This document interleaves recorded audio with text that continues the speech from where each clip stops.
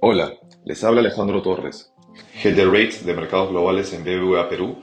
Y en esta oportunidad voy a comentarles sobre el comportamiento de los mercados financieros durante la última semana de mayo, así como otras expectativas para el tipo de cambio y tasas de interés. Comenzando por los mercados internacionales, las acciones globales tuvieron un desempeño negativo en una semana corta por el feriado del lunes en Estados Unidos, aunque cerraron el mes con ganancias. El índice Standard Poor's 500 cayó 0.5% la semana pasada, mientras que el Nasdaq 100 cayó 1.5%.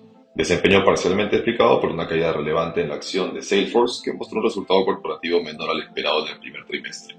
El precio del petróleo cayó 1% y el del cobre cayó 3%, marcando una segunda semana consecutiva con desempeños negativos. Las tasas de los bonos del Tesoro americano a 10 años cerraron la semana 3 puntos básicos arriba en tasa, con cierta volatilidad dentro de la semana, y las tasas de los bonos del Tesoro de 2 años cayeron 7 puntos básicos, usando un empinamiento relevante en la semana. Respecto al calendario económico en Estados Unidos, podría decirse que los catalizadores de los movimientos de la semana no fueron tan claros. En cierta medida, gran parte de la data económica publicada estuvo más o menos en línea con las expectativas del mercado. En particular, el informe del Índice de Precios del Gasto de Consumo Personal, PCE, los precios subyacentes del indicador, excluyendo alimentos y energía, indicador de inflación preferido por la Reserva Federal de Estados Unidos, subieron 0.2% en abril, ligeramente por debajo de los 2 meses anteriores y aparentemente un periodo de calma de las presiones inflacionarias tras el repunte de 0.5% en enero. Por otro lado, la eurozona mostró un dato de inflación por encima de lo esperado, aumentando por primera vez en 5 meses, siendo el dato del precio del consumidor un 2.6% en mayo, desde el 2.4% del mes anterior y por encima de lo esperado.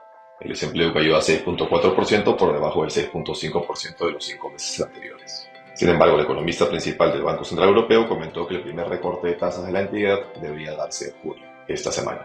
En China, los índices de manufactura, PMI, mostraron una caída por debajo del concepto de mercado al nivel de 49.5 en mayo versus 50.4 en abril, siendo la primera contracción del indicador desde febrero. Sin embargo, es clave mencionar que la mayoría de economistas espera que China llegue a su proyección de crecimiento del 5% para este año, por encima de lo que la entidad gubernamental tenía considerada en abril de 4.6%. Luego en Perú se publicó el dato de índices del precio del consumidor en mayo, mostrando una caída de 0.09%, llevando el dato interanual a 2%, por primera vez en medio del rango meta desde el 2020, cayendo desde 2.4% en abril. El índice sin considerar alimentos y energía fue 0.16%, llevando el dato interanual a 3.10%. Claramente la corrección se dio por la caída relevante de alimentos y bebidas, y es así claro que el Banco Central continuará con la normalización de política monetaria en la medida que se evidencia el control sobre la inflación y expectativas ancladas en la misma. La semana pasada el tipo de cambio se movió en un rango de 4 figuras, entre 3.7250 y 3.7650, apreciándose un 0.45% durante el periodo, pasando de 3.742 a 3.725. Fue la moneda de mejor performance de la región, movimiento explicado por los flujos de oferta que vinieron principalmente de los clientes residentes, que vendieron casi 250 millones de dólares, seguido de los participantes offshore con una oferta neta de 100 millones de dólares. La demanda vino principalmente de fondos de pensiones y luego del Banco Central. Este último recompró 35 millones de dólares vía la renovación parcial de swaps cambiarios. En este contexto, los puntos forward asentaron su movimiento hacia la izquierda, operando en terreno negativo la mayor parte del mes de mayo, en particular la parte corta de la curva. Sobre todo luego de declaraciones de Julio Velarde, cuando dijo que la tasa del Banco Central podría llegar hasta 100 puntos por debajo de la tasa de la Reserva Federal. Los diferenciales se apretaron de manera relevante, inclusive en los términos más largos, como del 2 y 3 años de la curva forward. Para las próximas semanas esperamos que los flujos en el mercado de spot se mantengan equilibrados, aunque con un sesgo a la sobreoferta, en la medida que las cuentas extranjeras sigan reduciendo su posición larga a dólares que mantienen en el NDF.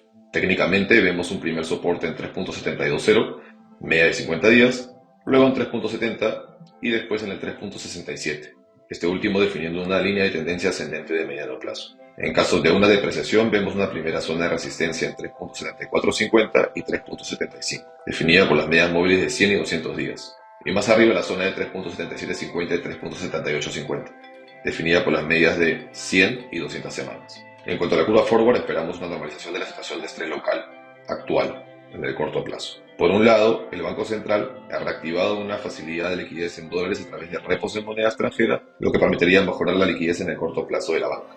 En segundo lugar, el inicio de retiros de los fondos de AFP generaría que parte de dichos retiros sean atendidos con venta de activos de AFPs que mantienen en el exterior, permitiendo cierto reingreso de dólares al sistema financiero. Por el lado de las tasas en soles, la semana mostró una actividad relativamente ligera en torno a volumen negociado en medio del feriado de Estados Unidos para la curva soberana. Las tasas de los bonos del soles cayeron entre 2 básicos y un punto básico. Esto se dio antes del dato de inflación publicado el fin de semana. La curva tuvo cierta volatilidad dentro de la semana en medio de participación de fondos fast money en la parte media de la curva, mientras que fondos real money globales tuvieron compra neta, especialmente la parte larga, dada el empinamiento relevante de la curva soberana. El Ministerio de Economía continuó con las subastas semanales de bonos soberanos, emitiendo los tenores 2037 y 2055 con demanda suficiente. Esperamos que este podcast les haya sido de utilidad. Muchas gracias.